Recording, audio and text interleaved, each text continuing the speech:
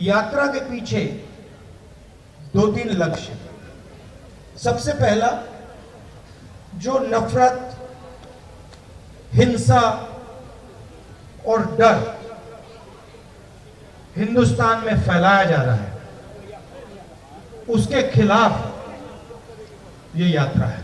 एक नहीं, ऐसे अनेकों अधिकार आपको देने का काम इस पेशा एक्ट के तहत किया गया है।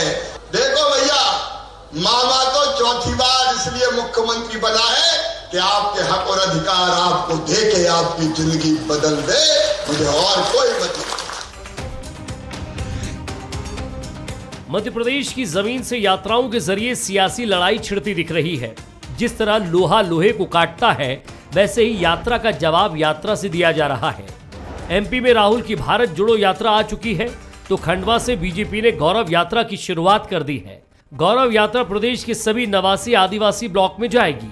ऐसा माना जा रहा है कि राहुल गांधी की यात्रा के प्रभाव को कम करने के लिए बीजेपी ये यात्रा निकाल रही है। हालांकि बीजेपी इसे पैसा एक्ट और आदिवासी से जोड़ रही है। भारतीय जनता पार्टी ने तो जनजातीय समुदाय के लिए रोटी कपड़ा मकान शिक्षा स्वास्थ्य संचार पढ़ाई लिखाई दवाई हर एक के लिए काम किया, करके दिखाया। विभाग भी हमने बनाया, आरक्षण के लेकर हमने काम किया, प्रमोशन में रिजर्वेशन भी हमने उनको दिया, पैसा भी लागू हमने किया। 15 महीनों में इन्होंने नहीं किया। राहुल गांधी जी, आपने क्या किया इनके लिए? केवल भटकाने के लिए, भरमाने के लिए, अलगाव पैदा करने के लिए, नक्सलियों को संरक्षण देने के लिए आपकी कांग्रेस का इसी में योगदान है।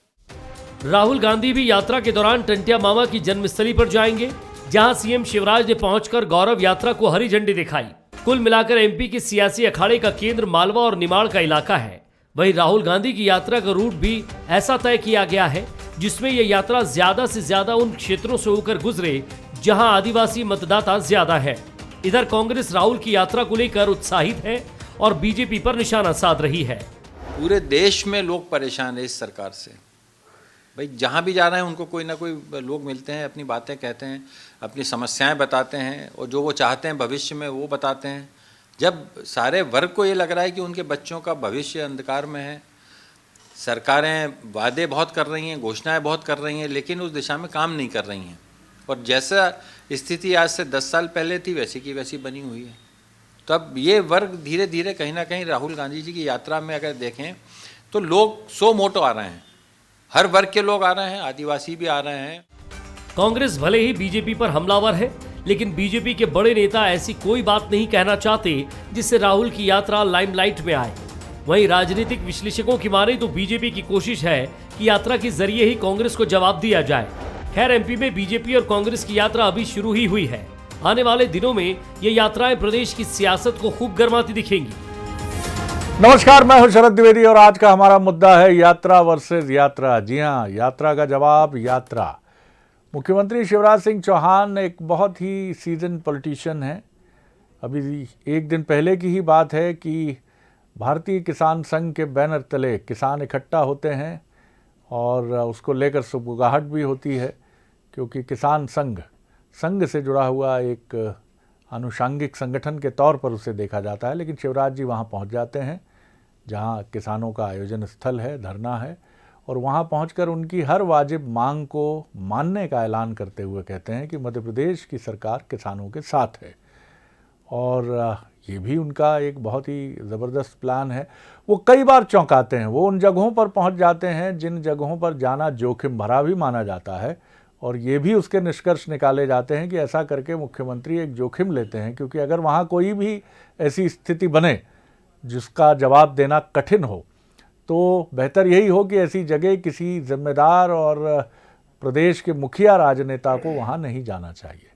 लेकिन शिवराज जी कुछ साल पहले जब पेटलावद में जिलेटिन की छड़ों से विस्फोट हुआ था और लोगों में नाराज़गी थी, तब भी वो वहाँ पहुँच गए थे, जबकि इंटेलिजेंस इनपुट भी ये था कि लोग इतने नाराज़ हैं कि कुछ धक्का मुक्की और कोई अप्रिय घटनाक्रम भी हो सकता है। और यहाँ भी यही तैयारी है। टंटिया भील की जो आदिवासी जननायक हैं, उनकी जगह पर माना जा रहा है कि कांग्रेस की राहुल गांधी की जनसभा यात्रा के दौरान हो सकती है, लेकिन उसके चंद दिन पहले ही पहुंच जाते हैं मुख्यमंत्री शिवराज सिंह चौहान। हालांकि बीजेपी की रणनीति ये बताई जा रही है कि यात्रा के दौरान वो राहुल गांधी पर कोई भी आरोप प्रत्यारोप या कोई भी राजनीतिक वार प्रतिवार जैसी कोई चीज़ नहीं करेगी और शांति से इस यात्रा को निकल जाने देगी। छिटपुट जो भी सवाल उठेंगे कांग्रेस की तरफ से उनका जवाब दिया जाएगा, लेकिन राहुल गांधी या यात्रा को केंद्र में रखकर कोई राजनीति करना इस दौरान ऐसा बीजेपी की स्ट्रैटेजी में शामिल नहीं। आगे चीज़ें खुलती चली जाएंगी, क्योंकि कई बार जब आप मैदान जंग में उतरते हैं तो बहुत सारी चीज़ें धरी की धरी रह जाती हैं और दोनों ही पार्टियां बदली हुई एक योजना और व्यूह नीति के साथ सामने भी आती हैं।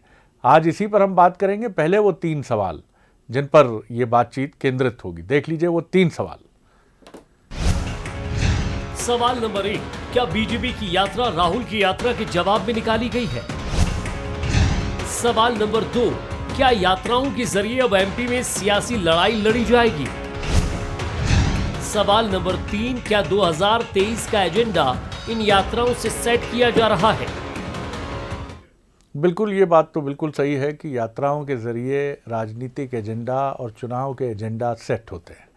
राहुल गांधी 2024 का एजेंडा, लोकसभा चुनाव के लिए एजेंडा सेट करने के लिए इस यात्रा पर निकले हैं और जिन राज्यों में चुनाव 2023 में है, जिसमें मेजरली मध्य प्रदेश और राजस्थान उनके फोकस के स्टेट हैं, छत्तीसगढ़ भी इसमें शामिल है, लेकिन इस यात्रा के मैप में 2 इम्पॉर्टेंट राज्य हैं, बीजेपी और कांग्रेस दोनों के लिए इक्वली इम्पॉर्टेंट, जहां बाइपोलर पॉलिटिक्स है, जहां से ये यात्रा गुजर रही है, उनमें मध्य प्रदेश। और इसीलिए 13 दिन मध्य प्रदेश में राहुल गांधी कदम ताल करेंगे और उनकी हम कदम होंगी उन्हीं की, अपने परिवार की, उनकी बहन की छोटी बहन प्रियंका गांधी अपने परिवार के साथ इस यात्रा में साथ रहेंगी। और बीजेपी बहुत चतुराई से इस यात्रा को देखते हुए न सिर्फ एक काउंटर स्ट्रैटेजी के साथ सामने आ रही है, बल्कि चुप्पी बनाकर इंतज़ार भी कर रही है कि सामने वाला तो कुछ कहे, फिर हम भी जवाब देंगे। जो मेहमान हमारे साथ हैं उनसे मिल लीजिए। हमारे साथ हैं मनोज सैनी, हमारे पॉलिटिकल एग्जीक्यूटिव एडिटर। बहुत स्वागत है मनोज आपका।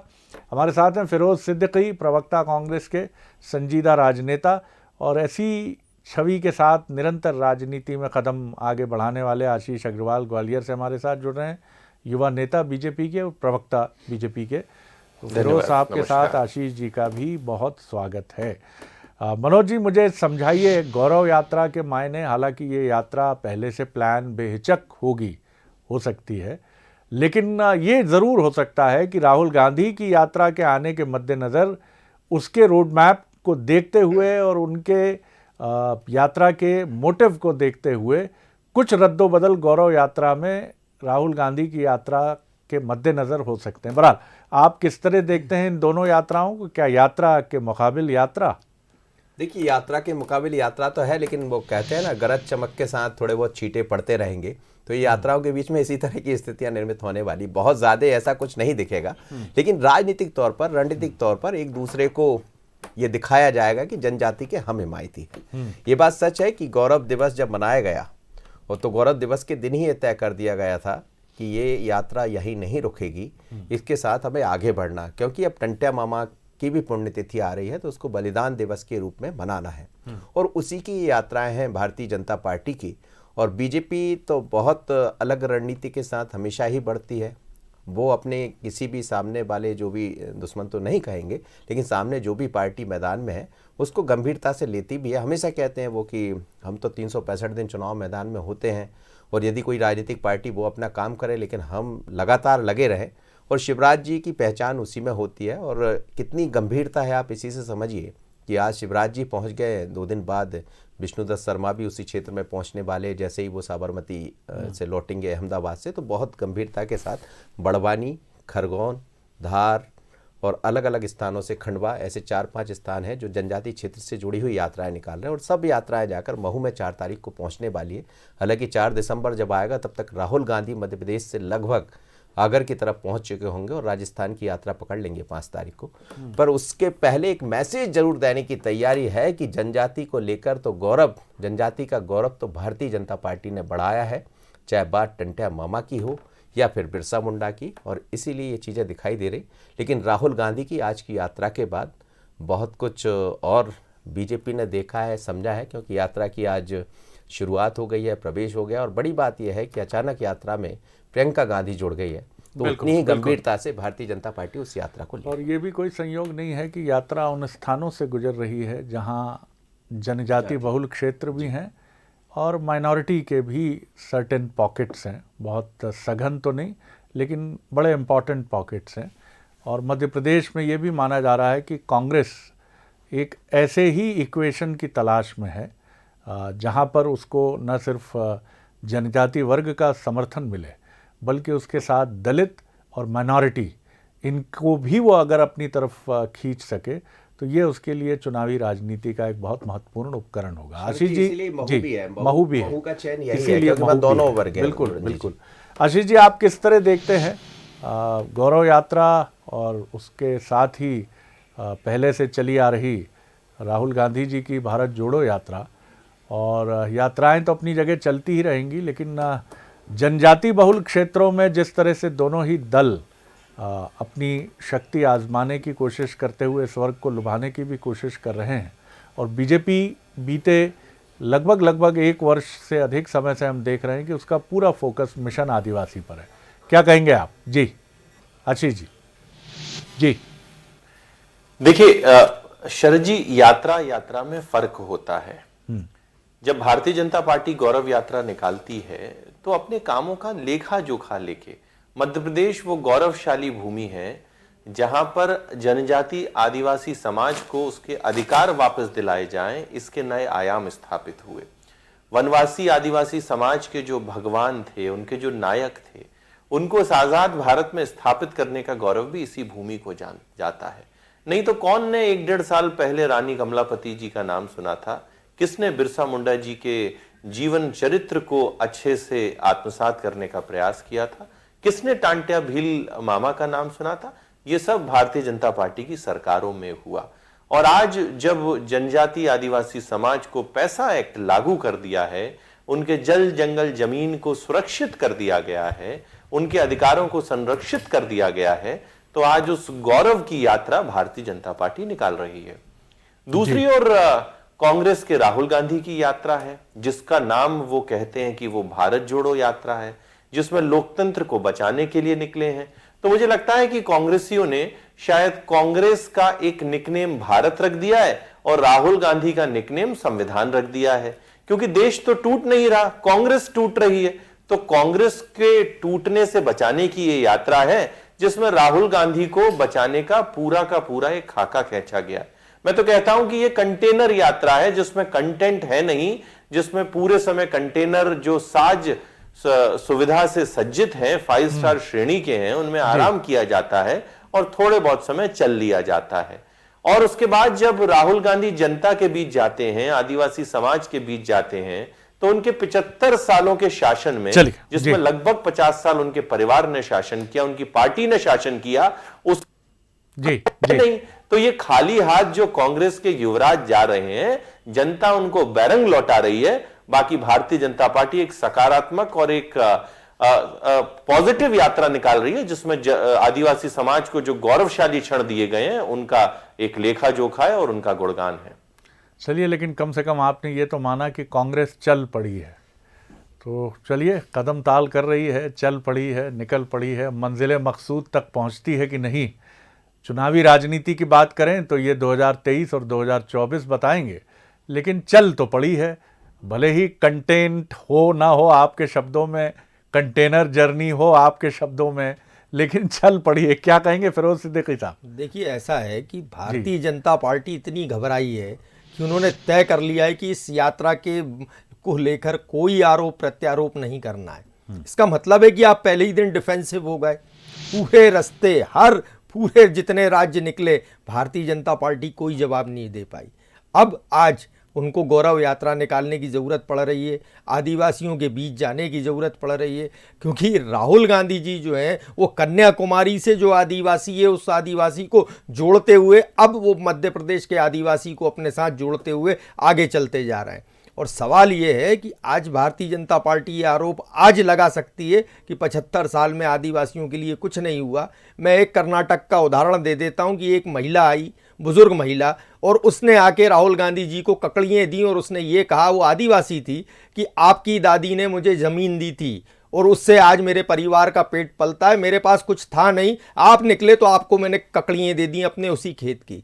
ये आदिवासी का दर्द है। वो इंदिरा जी को अपना नेता मानता था और राहुल गांधी जी उनके पोते हैं। ये आदिवासियों में एक मैसेज है। और सवाल वो नहीं है, भारतीय जनता पार्टी अब आदिवासी को आदिवासी नहीं वनवासी बोलती है। वो ये कहती है कि आप वन में जंगल के निवासी हो, आप जंगल हम रहने नहीं देंगे, और आप जो है जंगल जब कट जाएगा तो वो बेचारा वनवासी कहाँ जाएगा। कांग्रेस कहती है कि आदिवासी जो है वो आदिकाल से रह रहा है, वो मूल निवासी है इस देश का। जल जंगल और जमीन का अधिकार तो हम वन अधिकार अधिनियम में दे चुके, पहले ही दे चुकी कांग्रेस। आज से 35 साल पहले हमने उनके वनोपज का पूरा अधिकार उनको दे दिया। लघु वनोपज संघ वही है। आज तेंदुपत्ता उसका बोनस बढ़ता है। सारी चीज़ें आदिवासियों को दी हैं, पहले ही दिन से दी। और आज आदिवासियों में जो डॉक्टर हीरा अलावा, डॉक्टर विक्रांत भूरिया, जो अच्छे पढ़े लिखे, आप देखिए हनी बघेल जो है वो दिल्ली कॉलेज से पढ़े लिखे, ऐसे अब आदिवासी लीडरों को हम तैयार करके आगे भेज रहे हैं, ताकि जो है एक व्यापक तरीके से जो उनके बीच में काम होना चाहिए था वो अब काम होगा। और गौरव यात्रा ये तो एयर कंडीशनड रथ में निकलती है, जैसे भारतीय जनता पार्टी की आदत है, और एयर कंडीशन रथ में घूम रही है ये। हाँ, ये हाथ हिलाएंगे, उधर से आदिवासी भी हाथ हिला देंगे, फिर उसका नतीजा 2023 में बता देंगे। राहुल गांधी जी पैदल चल रहे हैं और वो आदिवासी के बीच में जाके बैठेंगे, आदिवासी की बात सुनेंगे और उसकी आवाज़ उठाएंगे। ये फ़र्क है दोनों यात्राओं में, इसमें हो या उसमें हो। जहाँ तक भारत जोड़ने का सवाल है तो ये तो लोगों को सब दिख रहा है कि कौन भारत का जो नागरिक है कश्मीर से कन्याकुमारी तक एक है। हाँ, लेकिन आप दोनों जो यात्रा की तथाकथित सुविधाओं की एक दूसरे की यात्राओं की कर रहे हैं, तो मैं ये नहीं समझ पा रहा हूँ कि आप चाहते हैं कि वनवासी राम की तरह वलकल और नंगे पैर निकलें राजनेता, चाहे वो शिवराज सिंह चौहान हो या राहुल गांधी जी हो। यात्राओं के साथ कुछ चीज़ें तो लगेंगी ही, कम से कम नेतागण यात्राओं के माध्यम से, और यात्राओं का बड़ा पुराना इतिहास है इस देश में, और बीजेपी के लिए तो यात्राएं हमेशा ही फर्टाइल रही हैं, और ऐसा नहीं, कांग्रेस के लिए भी 1991-92 में 93 के चुनाव के पहले दिग्विजय सिंह जी महेश जोशी की सलाह पर यात्रा पर निकले थे। 320 सीटें होती थीं, एक टाटा सिएरा उसकी छत पर खटिया बांधकर, ऐसा कहा जाता है, वो निकल पड़े थे। आडवाणी जी की रथ यात्रा तो पूरी दुनिया ने ध्यान खींचा उसका। शिवराज जी की पद यात्राएं, और शिवराज जी का तो नाम ही पाँव पाँव वाले भैया है। तो यात्रा करने दीजिए, यात्राओं के साथ जो लवा जमा है उस पर निगाह मत डालिए। मनोज जी बहुत एक बड़ी महत्वपूर्ण बात कही फिरोज सिद्दीकी साहब ने, कि एक वृद्धा ने जनजाति वर्ग से आने वाली राहुल जी को ककड़ियाँ दी। राहुल जी की ये यात्रा जो है, जाहिर है उनके थिंक टैंक ग्रुप ने, कांग्रेस ने सोचा होगा भारत जोड़ो इसका नाम दें, लेकिन क्या आप समझते हैं कि ये कहीं एक बौद्धिक विमर्श की तरफ भी गया है ये नाम भारत जोड़ो? ये सवाल बीजेपी भी उठा रही है कि भारत को क्या चुनौती है। सवाल ये है कि ये यात्रा राहुल गांधी समझा ही रहे हैं बीच बीच में, ऐसा नहीं है कि वो महंगाई की भी बात करते हैं, बेरोजगारी की भी बात करते हैं, लेकिन अगर इसका नाम कुछ और रेलेवेंट इश्यूज जो देश में इस समय हैं, जिनके पास विपक्ष की कमी नहीं है, जिनके पास वो मुद्दे हमेशा ही रहते हैं विपक्ष के पास, सरकार चाहे कितना भी अच्छा काम क्यों ना करे, अगर वो मुद्दों के साथ जुड़ती है यात्रा तो इसका रूप और व्यापक और प्रभावी होता। देखिए, हमें लग रहा है एक बहुत ही रणनीतिक तौर पर कांग्रेस ने भी तैयारियां की है, और जैसा हम अपना विषय भी वैसे ही है कि एक दूसरे पर आरोप प्रत्यारोप ना लगाएं। यदि आप उन आरोपों की तरफ चले जाते कि महंगाई बढ़ गई है, बाकी जो मुद्दे हैं उससे लोग हलाकान हैं, परेशान हैं, तो फिर दूसरे सामने भी सरकार को बोलने का मिलता है। ये वो मध्य प्रदेश है, यहाँ तो कम से कम बोला ही जाता कि साहब आप कर्ज माफ नहीं कर पाए, तो वो चाहते भी नहीं है कि इस तरह, तो इसीलिए इसको भारत जोड़ो यात्रा नाम दिया गया कि जोड़ने के साथ भारत कितना जोड़ेगा, भारत तो ऑलरेडी जुड़ा हुआ है जैसा बीजेपी कहती है, लेकिन जनता को मैं जोड़ पाऊँ, जैसे ककड़ी का जिक्र कर रहे थे, तो आप देखिए कैसा छोटा सा एक कनेक्शन दिखाई दिया कि वो इंदिरा गांधी के साथ चली। तो इंदिरा गांधी के बाद जैसे ही गांधी परिवार यानी राहुल गांधी वहां पहुंचते हैं तो ये एक अलग तरह का कनेक्शन है शरद जी। और आप जिस तरह की तस्वीरें आ रही, राहुल गांधी बहुत अलग अंदाज में उसमें निश्चित रूप से दिखाई दे रहे हैं, कभी पुशअप करते दिखाई देंगे, तो ये युवाओं को भी जोड़ना। आपने बहुत महत्वपूर्ण बात कही मनोज, मैं बिल्कुल, जो बीजेपी भी कह रही है, मतलब सच्चाई यही है कि ये दरअसल कांग्रेस को जोड़ने की एक यात्रा है। और किससे जोड़ने की? उस अपने मतदाता और समर्थन वर्ग से कांग्रेस को जोड़ने की यात्रा है, जो कहीं बीते वर्षों में छिटका है उससे, जो भी कारण रहे हों। लेकिन राहुल गांधी एक मानवीय चेहरे के साथ इस यात्रा को लेकर बढ़ रहे हैं। एक राष्ट्रीय नेता के तौर पर अपनी स्वीकार्यता को और बढ़ाने के लिए और जनता से जुड़कर ये बताने के लिए भी कि हम आपके साथ खड़े हैं और आपके मुद्दों को, आपके मसलों को, आपके मसाइल को पूरी ताकत से जनता के सामने उठाएंगे। आपने काफी महत्वपूर्ण बात बिल्कुल चाय की चर्चा सर, आप देखिए याद कीजिए 2014 में जब चाय पर चर्चा हुई तो मोदी चाय के जरिए एक एक व्यक्ति तक पहुंच गए, तो वही ठीक उसी तरह की रूपरेखा के साथ। मैं आशीष जी की रिएक्शन लेके, फिरोज भाई की रिएक्शन लेके बातचीत को विराम दूंगा। आशीष जी, और आप क्या जोड़ेंगे? निश्चित तौर पर यह भी हमने सुना है कि बीजेपी बहुत तूल देने का इरादा नहीं रखती है यात्रा को, और इसीलिए आप लोग बहुत सीधे कुछ कहकर यात्रा पर टीका टिप्पणी है, लेकिन राहुल गांधी जी या तमाम कुछ हल्की फुल्की चीजें चल रही हैं, कोई गंभीर विमर्श को लेकर आगे नहीं बढ़ रहे हैं। हालांकि रणनीतिक खुलासा आप नहीं करेंगे कि फिर भी सवाल उछालना हमारा काम है। जी जी आशीष जी। देखिए जी देखिए जब देश की 130 करोड़ जनता ही राहुल गांधी को गंभीरता से नहीं लेती है तो भारतीय जनता पार्टी क्यों ले? वैसे अभी मैं फिरोज भाई को सुन रहा था, जिस यात्रा का यूएसपी ये बताया जा रहा हो कि राहुल गांधी पैदल निकल रहे हैं, तो ये अपने आप में हास्यास्पद है कि आप स्वीकार रहे हो कि वो आज तक अपने महल से उतरे नहीं। और आत्म विरोधाभासी स्वर देखिए कि जिन लोगों ने चाइना से एमओयू किया है इस देश के हितों को बेचने का, वो देश को जोड़ने की बात करते हैं, और जिन्होंने 1975 में जिनकी दादी ने स्वयं संविधान को कमरे में बंद कर दिया, वो संविधान को बचाने की बात करते हैं। खैर, राहुल गांधी मध्य प्रदेश आए हैं तो मुझे लगता है कि कम से कम एक ऐसा किसान तो निकाल कर बताएं जिनको उनके वादे के अनुरूप 2 लाख का कर्ज माफ हुआ हो, एक बेरोजगार बताएं जिसको भत्ता मिला हो। ये भी नहीं कर पाए तो कम से कम उस महिला से जरूर मिले जिसको उनके नेता उमंग सिंगार ने जिसके साथ दुराचार किया, जिसके खिलाफ केस दर्ज है। विधायक पोरवाल के बेटे ने जिस बच्ची के साथ दुराचार किया, कम से कम उसको मिलके तो सांत्वना दें।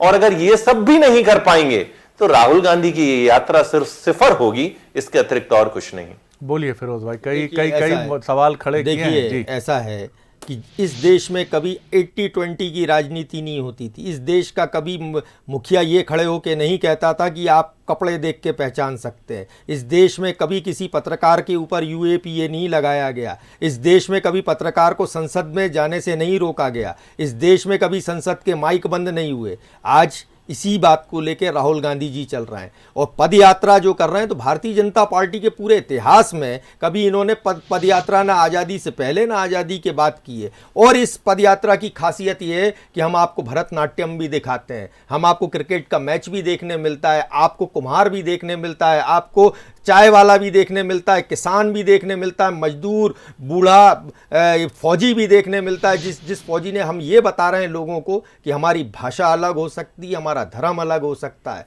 हमारे रहन सहन का तरीका अलग हो सकता है, लेकिन कन्याकुमारी से लेके कश्मीर एक है और भारत के हर नागरिक को एक समान अधिकार है। ये इस यात्रा का मैसेज है जो हम लोगों तक बता रहे हैं, लोगों तक कह रहे हैं कि आप जो है इस देश का जो लोकतंत्र है वो आपके हाथ में, आप चलाइए। एक आदमी की अगर ये लोकतंत्र है तो ये गलत है, हम ये बात कह रहे हैं। और हम तो भारतीय जनता पार्टी पे कोई आरोप लगाते ही नहीं, हम तो हमारी बात कह रहे हैं, हमारी बात के साथ चल रहे हैं। और आदिवासियों से हम कहते हैं कि आप आदिवासी हो और आप मूल निवासी हो, जल जंगल और जमीन आदिवासी की है। मनोज, आपका कंक्लूडिंग बहुत कम वक्त है। जी बिल्कुल शरद जी, हमें लगता है कि ये यात्रा बहुत महत्वपूर्ण, और जब यात्राएं निकली, अब देखिए किसको कितना फायदा मिलेगा ये अलग मुद्दा है, लेकिन निश्चित रूप से यदि हम दांडी यात्रा से लेकर बाकी सारी यात्राएं जिनका जिक्र आप भी कर रहे थे, तो कुछ ना कुछ तो जरूर मिला है। और मिलता यह है कि आप सीधे यदि लगातार पैदल चलते हैं तो लोगों से जुड़ने का मौका मिलता है। लेकिन मध्य प्रदेश हिंदी भाषी राज्य है, इसीलिए प्रियंका गांधी को भी लाया गया। और 2023 और 24 की तैयारी बीजेपी भी कर रही है, कांग्रेस भी कर रही है, पर क्या जनजाति की वो 47 सीटें जिस पर थोड़ा सा कांग्रेस ने पिछली बार बढ़त ली थी, क्या बीजेपी ले पाएगी? बिल्कुल महत्वपूर्ण बात है। और ये भी एक स्ट्रैटेजी है कि यात्रा जो भी आरंभ करता है वो एक नायक के तौर पर न सिर्फ अपनी पार्टी में देखा जाता है, बल्कि कई बार वो अपने समर्थन समूह में भी, मैं पूरे देश की बात नहीं कर रहा हूँ, लेकिन जहाँ भी उस पार्टी का समर्थन समूह है वहाँ भी वो एक बड़ी छवि के साथ आगे बढ़ता है। इसलिए अपोजिशन भी बहुत सतर्क रहता है कि अगर कोई बड़ा नेता यात्रा पर निकला है तो उसके व्यक्तित्व और उसकी कृतित्व को लेकर कोई ऐसी छीटाकशी ना हो।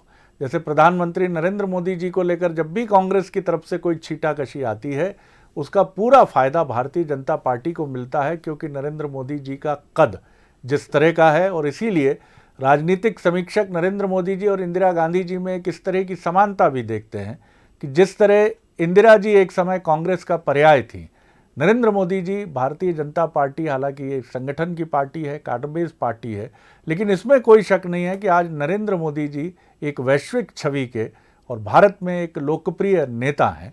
तो ये बहुत अहम है कि दोनों ही पार्टियां इसको लेकर कई बार अपनी रणनीति को लेकर भी उलझन में आती हैं, लेकिन कोई ना कोई गलती कर ही जाता है। अब देखना यह है कि यात्रा के दौरान मध्य प्रदेश में गलती कौन करता है, भारतीय जनता पार्टी या कांग्रेस। निगाह रखिएगा, लेकिन अभी तो दोनों में से कोई गलती करने के मूड में कतई नजर नहीं आ रहा है। बहुत शुक्रिया आशीष जी, बहुत शुक्रिया फिरोज जी, बहुत शुक्रिया मनोज जी। आगे देखिए छत्तीसगढ़ आज का मुद्दा, टारगेट पर कौन। नमस्कार।